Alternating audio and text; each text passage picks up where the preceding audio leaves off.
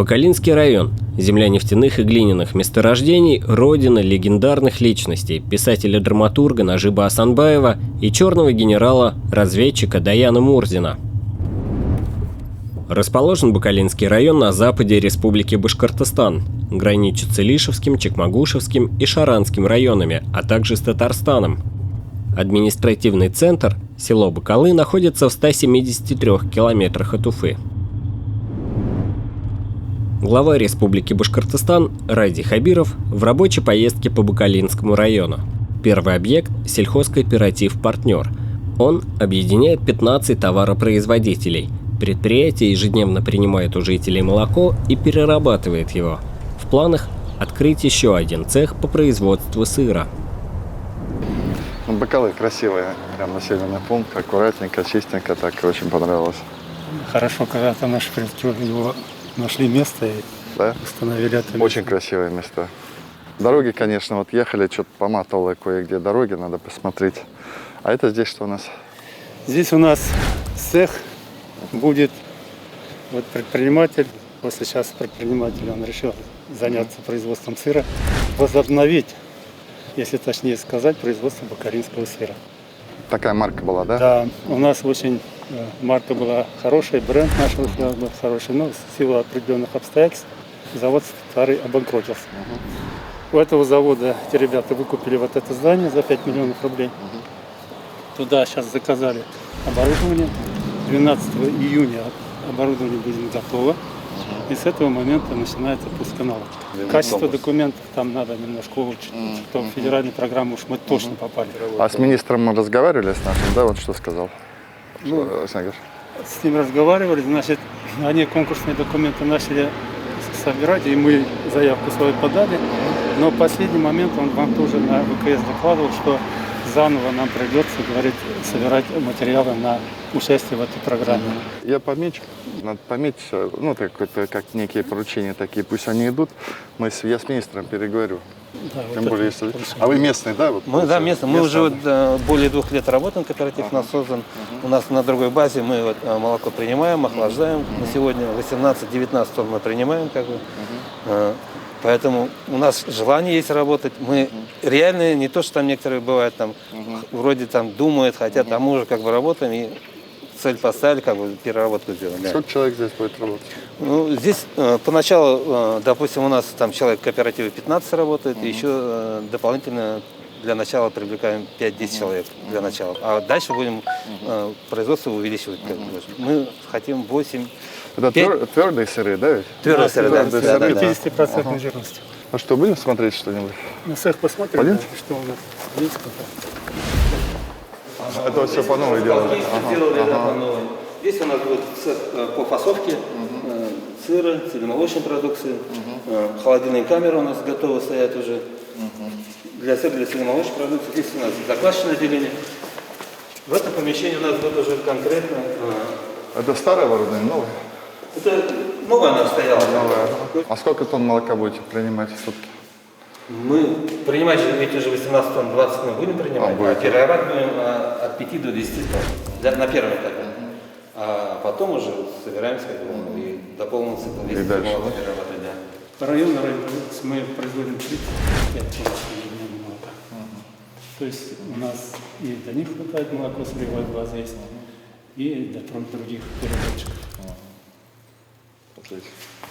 Оборудование российское же, да? Российское. Российское, да? Да, Златоуст, Яс, Ижевская. Это у нас здесь приемка будет уже. Приемка молока, тут еще танки дополнительно стало.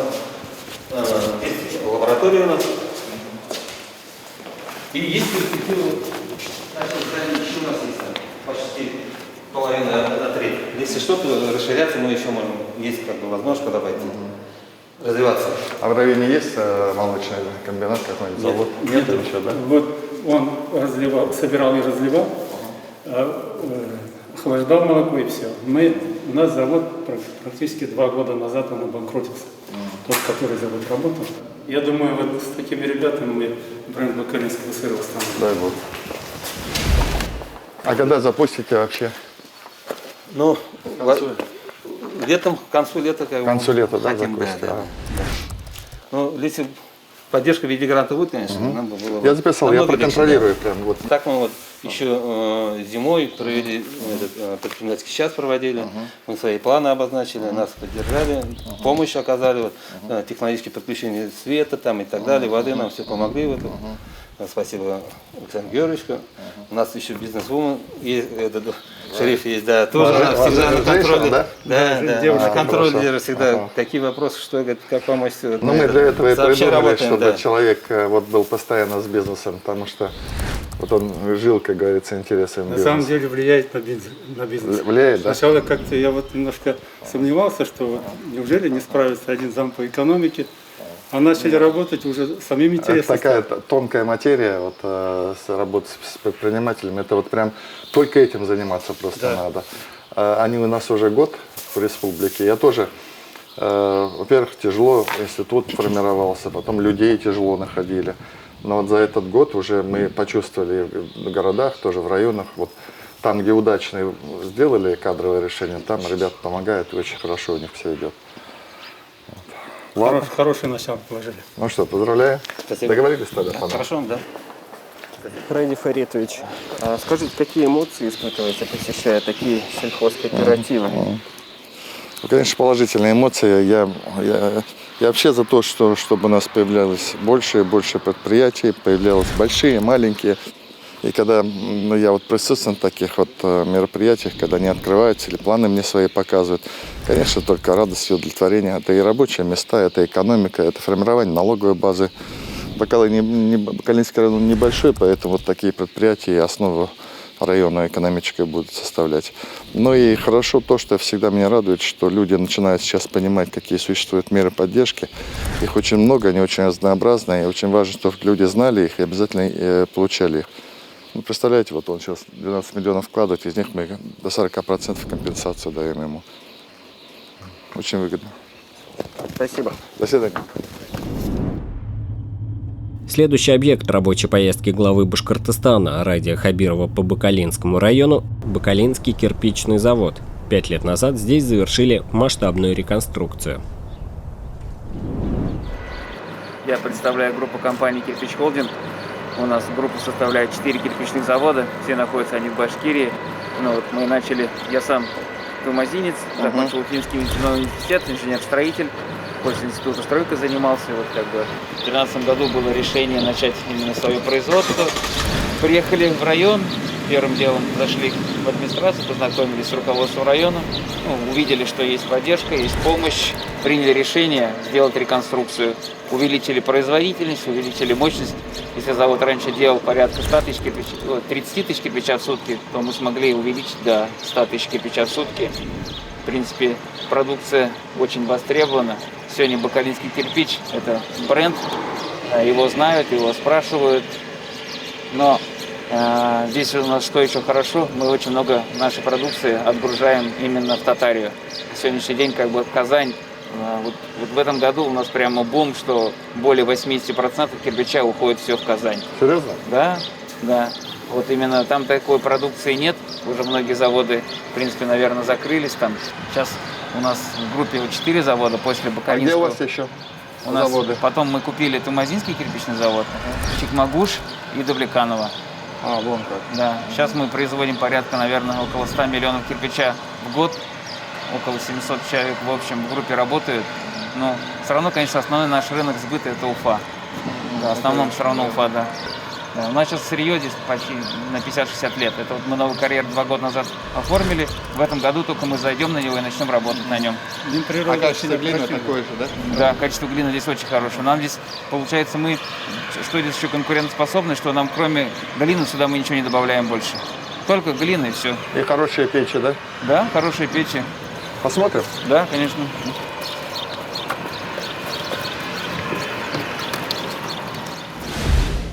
Помимо одинарного кирпича мы выпускаем еще, получается, и для Уфы, и для Казани вот такой полуторный с отверстиями.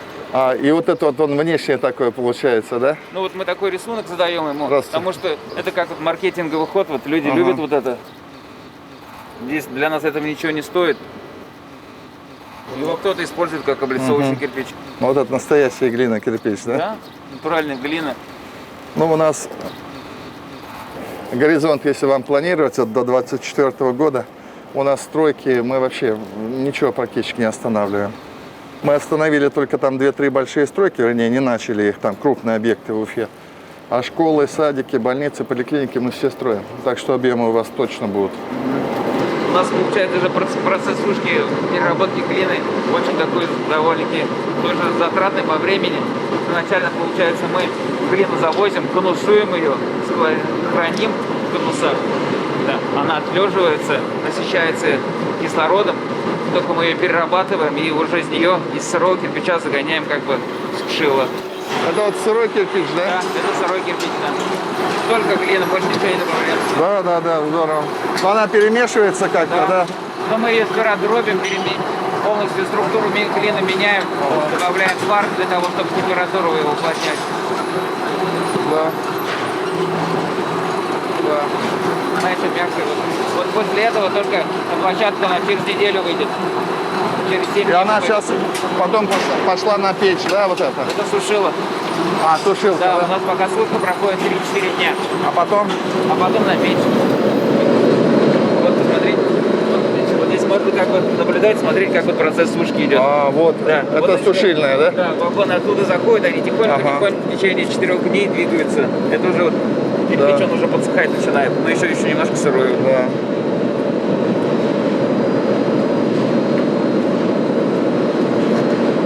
А потом туда вот на печи. обжиг сколько времени уходит? Около 50 часов. То есть 2 суток практически обжигается. Прям там уже температура другая, высокая, да? Вы зимой же работаете, да? Мы круглосуточно работаем. Там как температура такая. Прям кирпич вот таким желтым, ну как вообще, ну, плавка идет, по сути. Да, плавление идет керамика. А вот вы действительно реально почувствовали, что вот последние 2 года, вы говорите, объемы строительства, что увеличились? Да. Почувствовали по продажам, да? Ох ты. А это пошел вот готовый, да? Вот она уже вышла, но она еще такая горячая, еще не остыла. Ну где-то 300-400 градусов, а там она обжигается 1100 градусов. Мы это очень сильно почувствовали, что последние 2 года социальные объекты начали. Как вот у нас отразилось, раньше мы зимой работали только на бартер, зимой строители брали, и они пользовались ситуацией, что кирпича много, они давали свои условия. Вот, давайте квартиры, но нам приходилось на это идти. А сейчас социальных объектов много, и, соответственно... Вы уже на деньги, да? Да, уже на деньги работаем. У себя в районе, наверное, вашим кирпичом все строят, да? Да, в основном. Он прям тяжелый, полновесный, настоящий. Да, натуральный. И Жители практически другие искусственные не нужны. не нужны, да? А 51 стена, если будет, нормально для нашей климатической зоны. Сейчас даже строители говорят, надо 64, а наш кирпич, я думаю, 51 выдержит нормально. А есть больше предприятия? Есть у нас торгующие предприятия. Торгующие, Да. Ну, торгующий. Паспорт союзовский у нас кооператив здесь сохранили мы. Серьезно? Да. Райсоюзы сохранили мы у себя. Там у нас более 300 человек работает. Они ежегодно в налоги только более 15 миллионов рублей в районный бюджет только вносят. Они же социальные вопросы решают. Предприниматели особо не хотят, скажем, в деревнях торговую точку открывать. Они открывают, и передвижная торговля есть. Там мы скоро вот закупаем машины, сельпо называем. Вам еще не пришли, наверное. Пока нет. Но скоро вот такие, да, будут такие машины. Один из лучших в республике наш Райко. Интересно. Один из лучших. Я в разных районах был, в некоторых районах все, кончали уже, райпо нету. Вот мы хотим восстанавливать. Для села это очень хорошая вещь. Да. Ладно, здорово.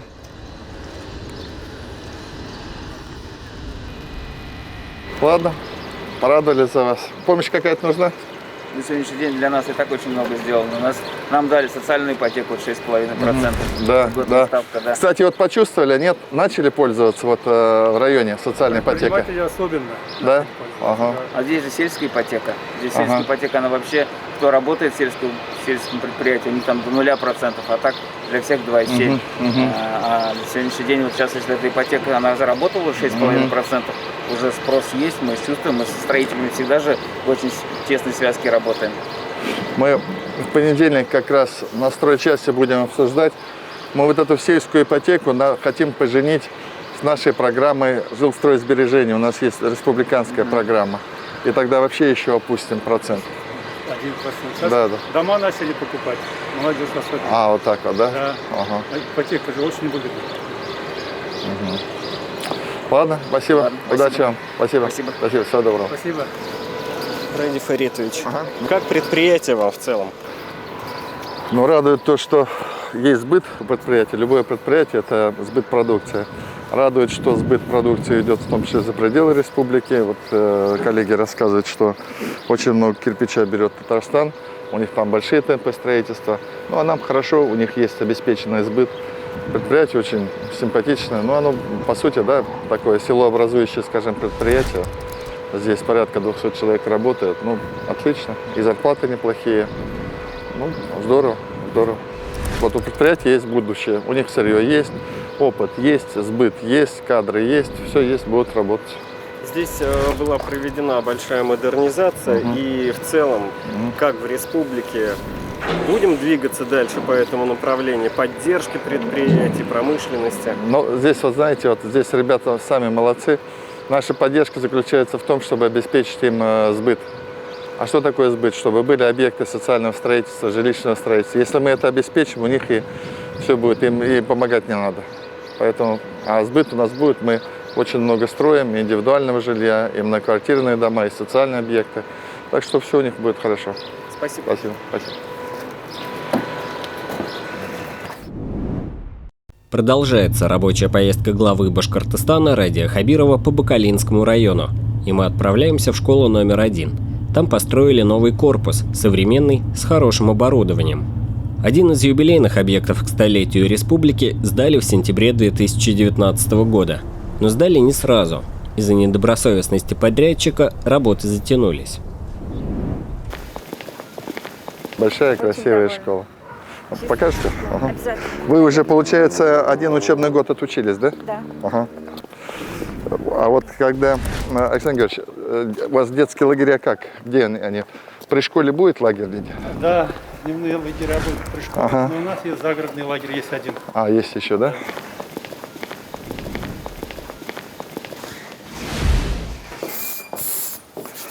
Может, какое-то время нам придется вот так вот жить. Я говорю, хоть мы руки научились правильно мыть за это время. Да. Идемте, сейчас мы покажем столовую. Ага. Какая просторная. Просторная. Сколько здесь вот она рассчитана? На 900 человек, да? На 825. А по факту сколько у вас детей? 899. Уже, да? Да. Ух ты. А прогноз какой вот на следующий год у вас? 105 у нас будет первоклассник. Ага. 105 первый класс. Александр Георгиевич, а у вас какая динамика демографическая? Но у нас снижение идет уже. Рождаемости или естественная вот миграция? Рождаемости. Тоже падает, да? Но по естественному, искусственной миграции у нас прибавление есть. Ага. А по рождаемости минусуем пока. Ух ты. У нас на 275 мест. Ага. столовая. Вот я и хотел, чтобы все наши столовые вот такие были, чистые, красивые. А кто у вас здесь? У вас аутсорсинг или своя? Своя. Своя, да? Ага. На сколько рублей кормите? На 100 рублей мы кормим 40 учащихся, там 38 ОВЗ, 2 по заявлению родителей. Есть на 45 рублей, там у нас 217, из них 127 малообеспеченные, остальные по заявлению. Ну и основная масса у нас 32 рубля. А вот скажите, какой процент детей вообще кушают здесь? У нас всего в течение года 7 отказались по... Всего лишь, да? Да. Ну, то есть почти 100%, да? Медицинским показателям. А, ну да, что им нельзя, наверное. Нельзя. Ага. А так все кушают. Ага. Ну, здорово.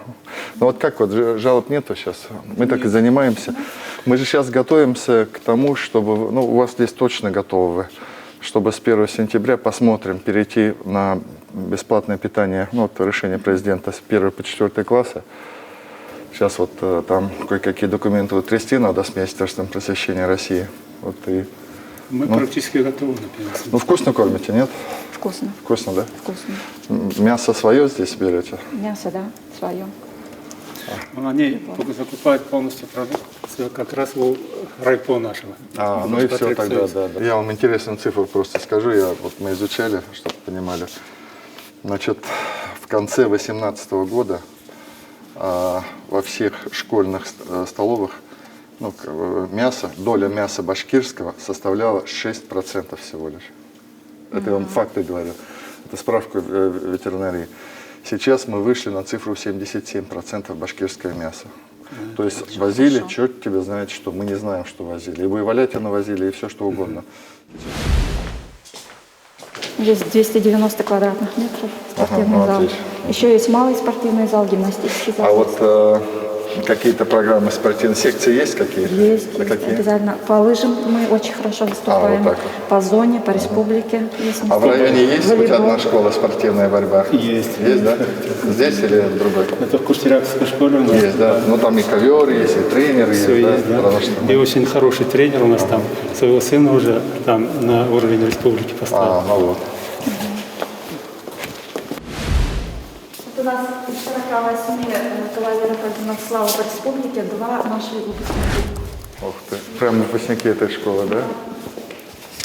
И вот здесь вот герой Советского Союза тоже у нас, вот, Мозин Аяныч у нас тоже учился. Вон как. И Петров, вот, есть показания, что он тоже у нас учился. У нас 10 героев. Всего у нас 6 героев Советского Союза и 4 полных кавалеров. То есть приравненные герои. Да. Российских районов, это отлично, конечно, 10 человек героев. Аглединов Владимирович, он в Октябрьском, конечно, трудовую деятельность продолжил. И октябрьцы им гордятся, тоже они своими его считают. Да. Нуркаев вот тоже, да, в Октябрьском. У вас так интересно, у вас национальный герой Чехословакии и национальный герой Польши, получается, есть еще. Да. Я первый раз вижу вот так вот, чтобы фотографии всех выпусков. И участники И войны. вот 41 год. Посмотрите выпуск 45-го года. Да. Парней нет вообще. Да. Одни женщины, да, вон паренек вот только Это, один. скорее всего, преподаватель. И преподаватель. Мужчин Вот уже нет. с парнями, а вот без парней. Да. Робототехника, вот это более современная. Ух ты. Здесь у нас, Это вот информационные технологии, да? да, да. Дети занимаются робототехникой у нас. Пытаемся уже участвовать на республике. Есть места тоже. Начинали с малого. Мальчики очень заинтересованы этим заниматься. Да. Прямо с начальных классов начинается. Да, у да, нас. да. Авиамоделирование тоже вот в этом году. Физик у нас занимается. Выставки устраиваем, родителям показываем. Преподаватель есть, да? Да, есть. Есть, да, Саша? Физики, информатики у нас. отсюда Здесь вот вот так. очень хорошо вид открывается. Спортивные гробы его называют. Да, мы никогда такого не видели раньше. Да. Для нас это чудо. А там детский сад на 110 мест. 5-й год в эксплуатации тоже. Свои котельные. Футбольная площадка вот здесь у нас, зеленое поле. С этой Беговая стороны дорожка. беговая дорожка, баскетбольная, волейбольная площадка. Вот это, Учителя конечно, физкультуры есть? Есть. Есть. Хватает, да? Мужчины. Мужчины. У нас очень хорошо по лыжам места мы занимаем на республике. Да? Молодцы. Волейбольные приносим Волейбол, да. места, очень хорошо. Волейбол у нас женская команда чемпионом республики были, да? Да.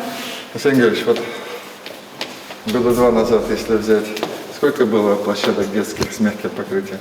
Года 2 назад? Да. Честно? Честно. Не было. Не было. Школа очень довольна. Конечно. Прямо это, я редко такие школы в селе вижу. Мы ее назвали официально первой. Первая школа. Она первая, она и везде по Здорово, результатам первая. здорово, Всем, на самом деле, первый. здорово, здорово. Ради Фаритович, школа поражает? Да, по-другому не скажешь. Во-первых, она действительно очень большая, во-вторых, очень качественно сделанная. Она тяжело району далась, вот, долго ее довольно строили. Ну и вы же видели, какие даже по спортивным площадкам, вот насколько она ухожена, настолько. Плюс это считается в районе одна из сильных школ, тут очень много ребят вон как мне директор докладывает, поступают в вузы, причем в Москву, Санкт-Петербург.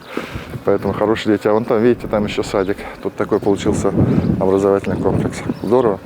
Ранее вы говорили, что из-за пандемии многие проекты придется временно приостановить финансирование. Мы не остановили то, что касается школ, и не остановили то, что касается медицинских учреждений. Вот это мы не остановили, поэтому в этой части мы будем строить. Но просто даже те темпы и объемы, которые школ мы строим, не хватает. Особенно вот в Уфе и рядом с Уфой. Ну, будем думать, что делать. Спасибо.